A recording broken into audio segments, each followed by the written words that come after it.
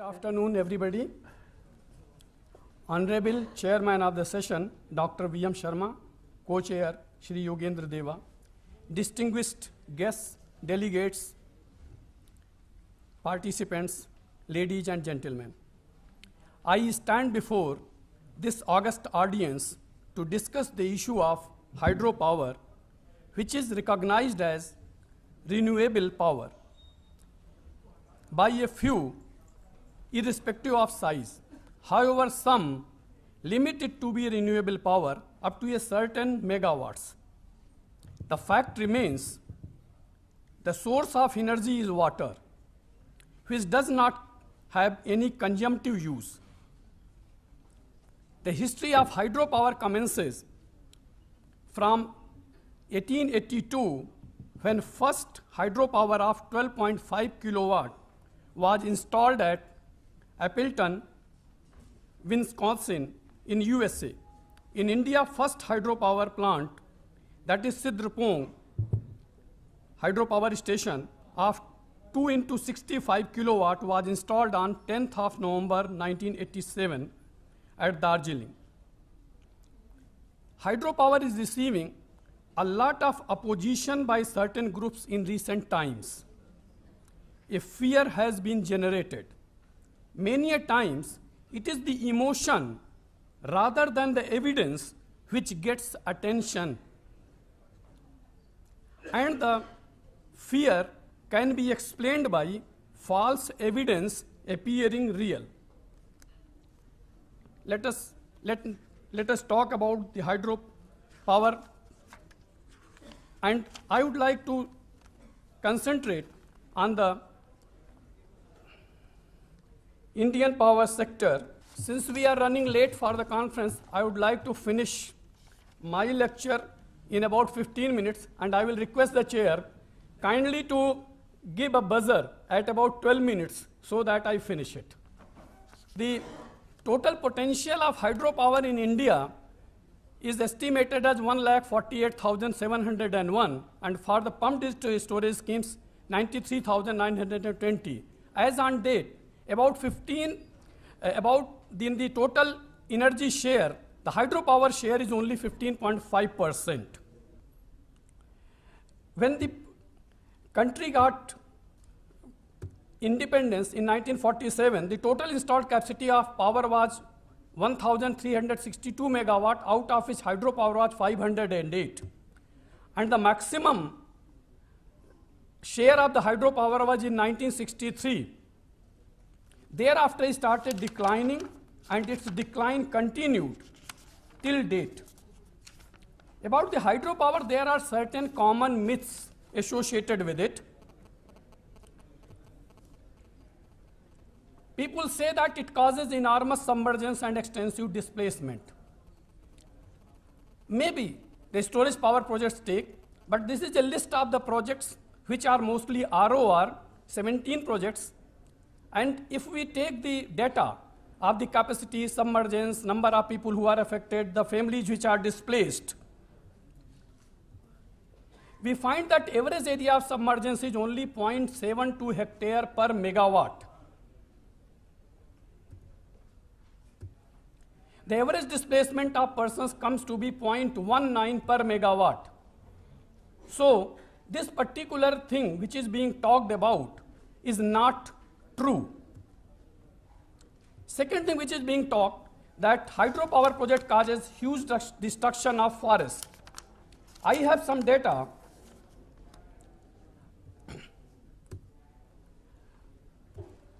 which will show that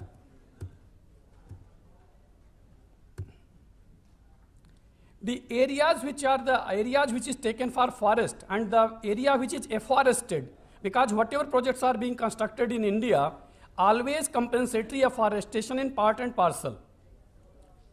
And the areas afforested are much more than the area which is diverted for forest, area of forest is diverted for the construction of hydropower projects. Some people have talked that the reservoirs of the hydropower project emit methane gases, and therefore it is not a clean source of energy.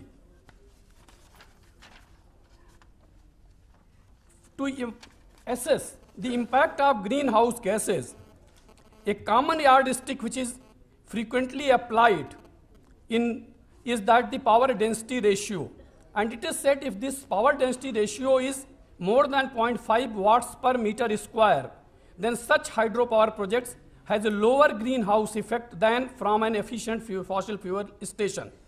I have the data which shows that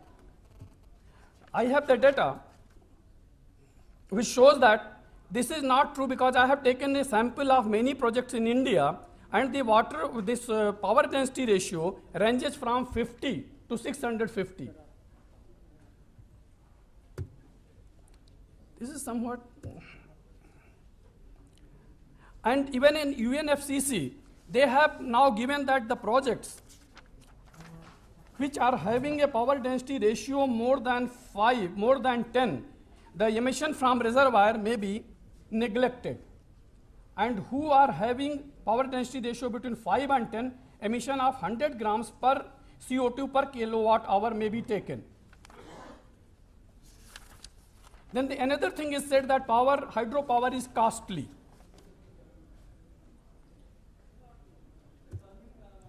Capital cost of hydropower ranges between 6 to 10 crores per megawatt as compared to 3 crores to 5 crores per megawatt for thermal projects. But it is technically incorrect to compare the cost of generation of thermal and hydro, because the hydro provides value to the system. In case of thermal, there is increase in the fuel cost, O&M expenses, and the effective lifespan of hydro is much larger. Actually, hydropower projects like Bhakhra, it is for 50 years, it will go for 100 years. So hydropower projects have got a very, very long life, whereas we concentrate only up to 35 years and think that the project is very costly, tariff is very high.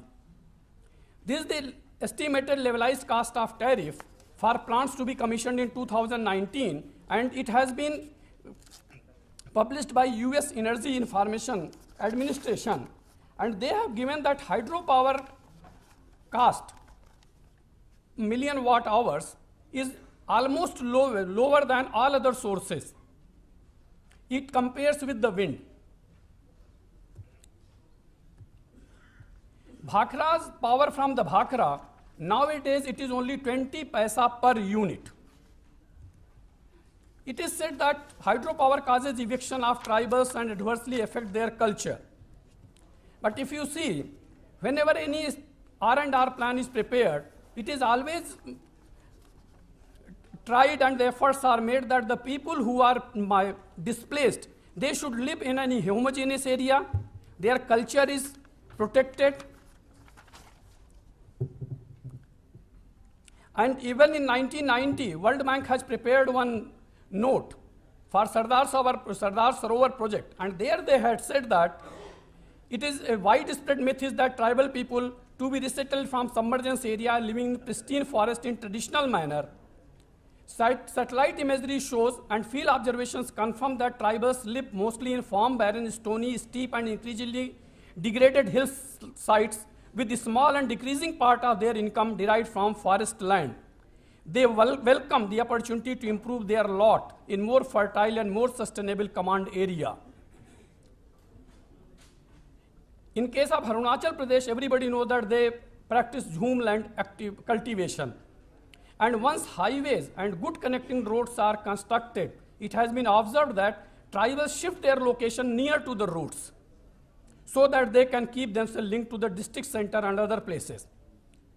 Then it is said that dams are unsafe against earthquakes. All the dams are adequately designed and seismic parameters are duly taken care of during their design. A number of earthquakes have taken place. As we know in India, Kinnaur earthquake, 1975, on the Richter scale it was 6.8, Dharchulak earthquake 6.3, Dharmsala earthquake 5.8. But there are many projects, hydropower projects in India, and they were not affected. Then it is said that it disturbs the ecosystem and affects the aquatic life. Yeah, it can happen, but its negative impact can be addressed, because nowadays MOEF, whenever they are giving clearances, they are asking that a minimum flow is to be maintained. And reservoirs cause increase in resident fish population and other fish predator population, besides attracting large number of aquatic and migratory birds. Why we require the hydropower? Hydropower is non-polluting, environment friendly, no fuel cost, available in abundance, renewable source of energy, long life. And the one thing is there, that whenever we are constructing storage projects, they have got a lot of other benefits like irrigation, flood control, drinking water supply, and they cause development of the interior areas. And the one thing we should not forget, that they are good for the peaking, and they can be started and stopped quickly. It means whenever sacrifice is required in the system, it is the hydro project which can give the sacrifice. Thermal cannot give, nuclear cannot give. Even the renewables like wind and solar, they will be there, but they will provide intermittent power. They cannot provide continuous power. For peaking power, we will require certain provisions will have to be made, something will have to be done, unless we are able to invent such battery system which is economically viable, which is not available at present, the storage batteries. So hydro projects will have to be constructed even if you want to have a sustainable grid with the wind and solar system. Hydropower avoids emission. One estimate of 1997 says that hydropower saved GHG emission equivalent to all cars on the planet. iCold study says that 100 megawatt hydroelectric project operating 50% of the time saved 6 lakhs barrels of oil, fuel oil. And if entire hydropower potential of India is developed, CO2 emission can be avoided annually approximately to 500 million tons, and fuel oil can be saved up to 800 million barrels. One thing is there, in context to India, India has a highly seasonal rainfall. 50% precipitation falls in just 15 days, 90% river flows in just 4 years. And what is our storage capacity in our country? If we say India has got only storage capacity of 200 cubic meter per capita, whereas the global average is 900 cubic meter. In case of USA, Australia, they are much larger, about 600 cubic meter.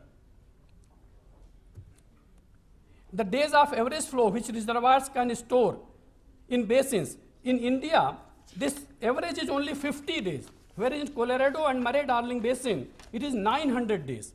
So we are actually, if we see that we require water for the sustenance, we require water for our purposes of our people, for the nation. So water storage is required, and therefore hydropower is also required along with that. But if we don't give attention to this thing, I think that we will be doing something, wrong, and it will not be, our future generations may not pardon us. The hydropower projects have got certain challenges, no doubt, that whenever we are constructing, we are said that your project gets delayed. Why they get delayed? Because they say that because of geological problems. It is there.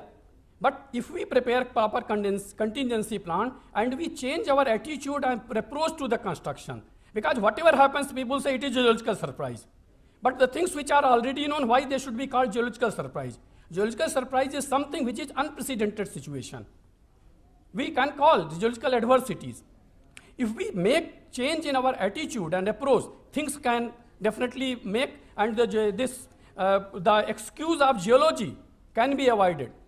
As you see that we are constructing the tunnel, sometimes what happens that we do not support the tunnel, but tunnel goes on supporting us. So why to do this thing? If we support the tunnel properly, definitely the tunnels are not going to fall, there is not going to happen. Time and cost overrun can also be avoided if we have a well-investigated project and we invest time and money, and proper contract management will improve a lot about the hydropower projects. So with this, I feel that we should give due importance to the hydropower in our country. Thank you very much.